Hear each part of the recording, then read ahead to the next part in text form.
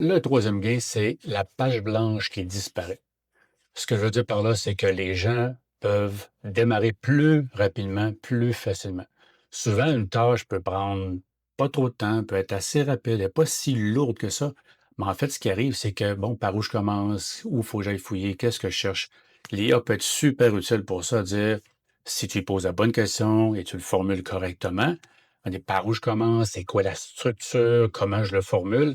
Déjà là, l'IA peut enlever le syndrome de la page blanche et même le syndrome de procrastination de commencer une tâche. Donc ça peut être très visible. Puis une façon de le faire, c'est que tu vois que les gens, lorsque tu leur donnes une tâche, soit après la réunion, pour la game numéro 2, ben, ils peuvent déjà sortir un brouillon assez efficace, assez rapidement, parce que ils ont moins procrastiné, ils ont un outil pour les aider à démarrer la chose. Donc, ça fait quand même une bonne différence sur le terrain afin que les tâches puissent rouler plus. Donc, il y a plus de dynamisme dans l'organisation. On avance plus vite. Puis, si on veut avancer vite, il faut être prêt puis faire beaucoup d'actions dans une journée puis être super efficace. Donc, ce que ça permet de faire, c'est un message à un client, une proposition qui sort plus rapidement, une proposition conjointe, exemple, avec un partenaire.